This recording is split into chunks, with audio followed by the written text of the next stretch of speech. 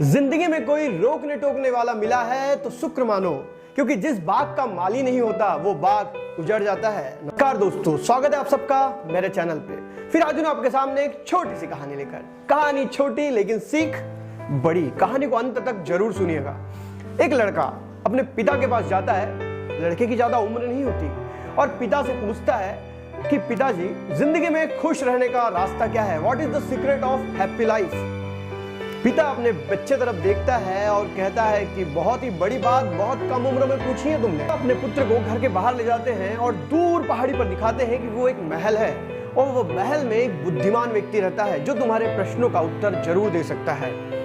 लड़का सोचता है कि मैं वहां जाऊं और अगले दिन वो अपनी सुबह तैयारी करता है और वो निकल जाता है उस महल की ओर।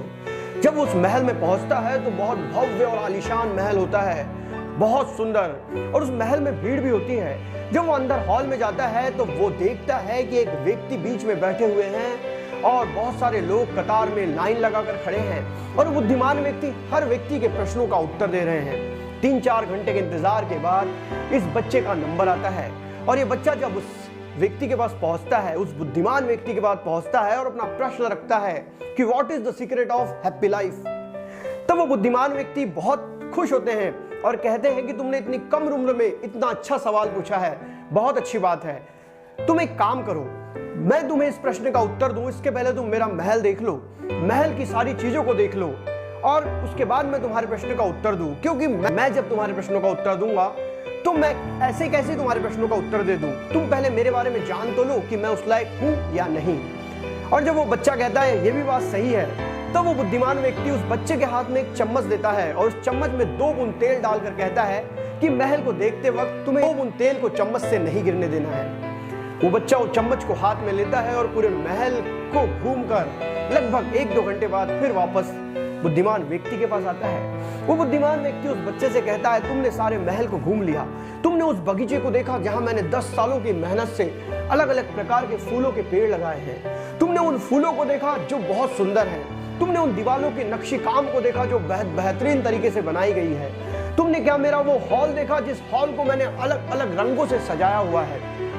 ये सुनते ही वो बच्चा कहता है मैंने इनमें से कुछ नहीं देखा, क्योंकि मेरा पूरा ध्यान तो इस तेल के ऊपर लगा हुआ था जो चम्मच से गिरना नहीं चाहिए था। तब वो बुद्धिमान व्यक्ति कहते हैं अरे महल को भी देखो, महल के रंगों को देखो, महल का भी मजा लो और जाओ फिर से देख कर आओ। ये बच्चा फिर वो 2 चम्मच हाथ में लेकर महल को देखने लगा।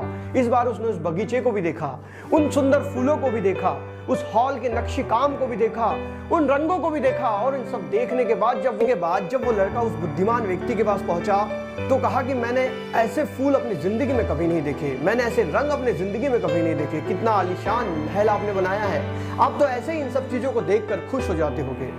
फिर उस बुद्धिमान व्यक्ति ने कहा कि तुम्हारे हाथ में जो चम्मच दिया था उसमें का वो तेल कहाँ है? तब वो लड़के ने कहा क्षमा कीजिएगा, जब मैंने इस महल को निहारना शुरू किया तो ये तेल कब गिर गया मुझे पता ही नहीं चला। तब उस बुद्धिमान व्यक्ति ने कहा तुम्हारे सवाल का जवाब इसी में छुपा हुआ है कि तुम्हें जिंदगी के मजे भी लेने हैं, लेकिन अपने बेसिक मूल्यों को नहीं भूलना है, अपने बेसिक चीज को नहीं भूलना है, अपने बेसिक रूट को नहीं भूलना है, अपने संस्कारों को नहीं भूलना है। सफलता तो मिल जाएंगी, लेकिन अगर तुम अपने संस्कारों को भूल जाओगे तो तुम अपने जीवन की खुशियां भी खत्म कर दोगे। दोस्तों, ये कहानी से बताने का मैं ये प्रयास कर रहा हूं कि हम भी अपने जीवन में जब सफल हो जाते हैं तो अपने संस्कारों को भूल जाते हैं, अपने बेसिक रूट को भूल जाते हैं और जिसके कारण हम खुश नहीं रह पाते। इसलिए जिंदगी में आगे बढ़ते समय अपने बेसिक चीजों को कभी इंसान ने नहीं भूलना चाहिए। वो जिंदगी में कितना भी आगे चले जाए तो भी उसने ध्यान रखना चाहिए कि वो धरती से जुड़ा हुआ है। उसने अपने अतीत को कभी नहीं भूलना चाहिए, अपने इतिहास को कभी नहीं भूलना चाहिए, उसने अपनी गरीबी को कभी नहीं भूलना चाहिए, उसने अपने संघर्ष को कभी नहीं भूलना चाहिए। और जो व्यक्ति अपने संघर्ष को, अपने बेसिक मूल्यों को कभी नहीं भूलता वो जिंदगी भर खुश होता है, अन्यथा वो इस भौतिक जीवन के माया जाल में उलझकर हमेशा दुखी रहने लगता है।